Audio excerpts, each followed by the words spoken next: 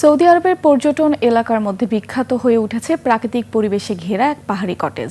প্রায় 50 ধরনের মজার স্বাদের মধু পাওয়া যায় এখানে। তাই এটি পরিচিত হানি কটেজ হিসেবে।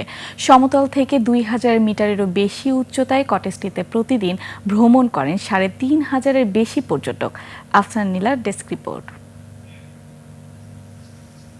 সৌদি আরবের সবুজে ঘেরা পাহাড় রিজাল আলমা। এই পাহাড়ের চূড়োর দিকে নিজেদের একটি বাড়িকে আকর্ষণীয় পর্যটন স্পটে পরিণত করেছেন স্থানীয় এক তরুণ প্রকৌশলী।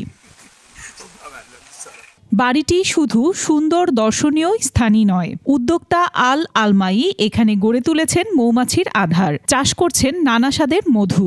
বাড়িটি তাই এখন পরিচিত হানি কটেজ হিসেবে। 2000 মিটারেরও বেশি উচ্চতায় অবস্থিত স্থানটিতে রয়েছে মধু শোধনাগার আর কাঠের কল। ঐতিহ্যবাহী মৌমাছি পালন পদ্ধতি অনুসারে এখানে ফাঁকা গাছের গুঁড়ি এবং পাথরের কাঠামোতে মৌচাক বানানো হয়। এখানে প্রাকৃতিক উপায়ে চাষ হচ্ছে 50টি স্বাদের মধু। দূর দূরান্ত থেকে মধুর স্বাদ নিতে আর প্রাকৃতিক সৌন্দর্যে হারিয়ে যেতে এখানে আসেন ভ্রমণ পিপাসুরা।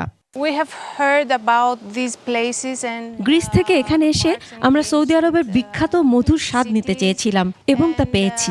সব ধরনের মধুর স্বাদ গ্রহণ করেছি। এটি বেশ চমৎকার। বাড়ির মালিক আল আলমাই জানান, পর্যটনকে ভিন্ন খাতে প্রবাহিত করতে তার এই প্রয়াস।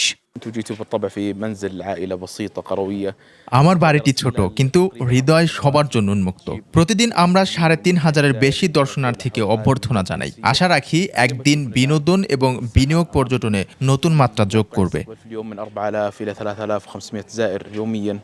বিলাসবহুল ভ্রমণ প্যাকেজের যুগে প্রাকৃতিক সৌন্দর্যমণ্ডিত জায়গাটি নজর কাটছে সবার। আফসানা নীলা, ডেস্ক রিপোর্ট, 21 টেলিভিশন।